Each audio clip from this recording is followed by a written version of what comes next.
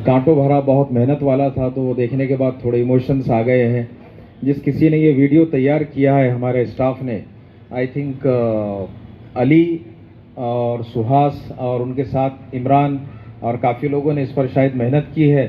और मैंने first time ये वीडियो देखा हो, तो देखने के बाद हमें खुद महसूस हुआ कि हम कहाँ से शुरू हुए थे और कहाँ तक पहुँचे हैं, इसका हमें एहसास भी नहीं था। बहरहाल 10 साल बहुत ही फास्ट और बहुत तेज़ी के साथ गुजर गए हैं। हमने इसमें, मैं नहीं था बेसिकली, इस वीडियो में उन्होंने 2-3 मरतबा मुझे बताया, मैं नहीं था, इसमें हम थे।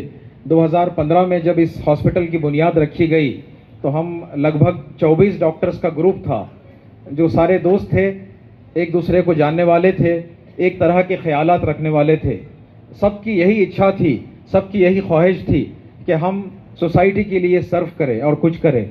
हम सब लोग बहुत यंग थे, हम सब लोग अपने करियर की शुरुआत करके कुछ ही साल गुजरे थे।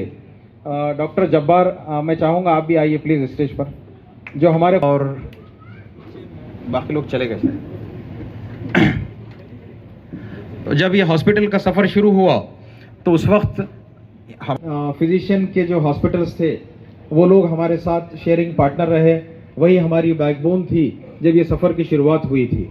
और हमारे साथ जो सुपर स्पेशलिस्ट थे उस वक्त के, हमारे साथ में doctor Mukund Bajaj, doctor Devrao ठेंगे, 2 cardiologist जिन्होंने अपने करियर की शुरुआत किए हुए 2 ही साल हुए थे।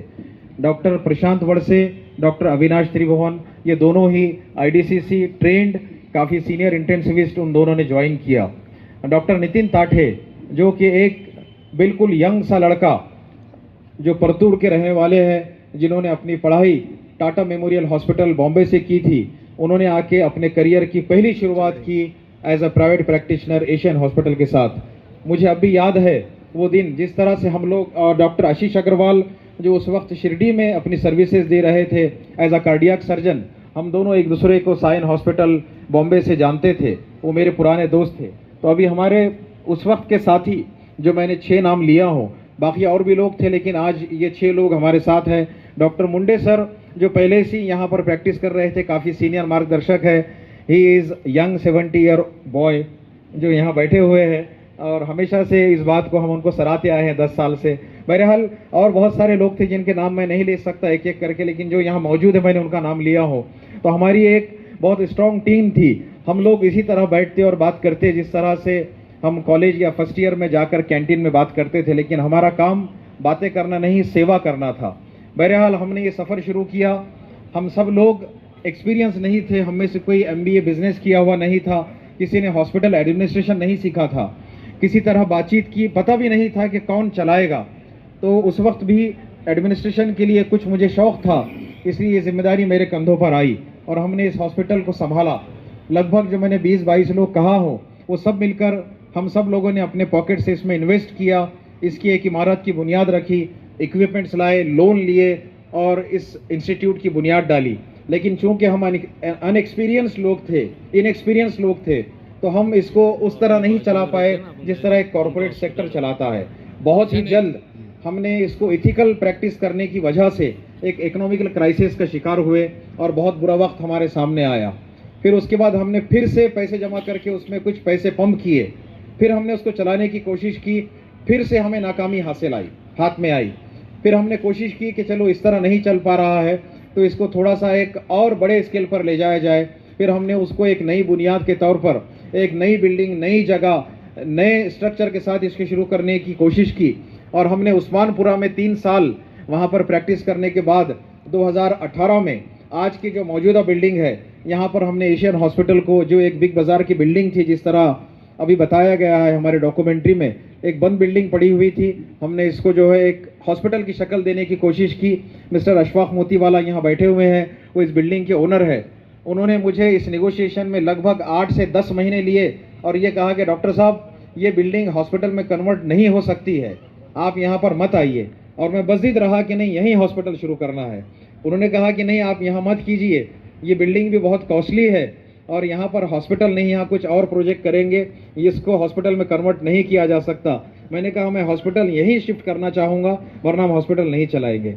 बहरहाल हमारा बहुत लंबा अरसा डिस्कशन होने के बाद वो इसके लिए तैयार हुए और हमने इसको 12 महीने के एक तयशुदा वक्त में काम किया, जो मेरे लिए पॉसिबल नहीं था।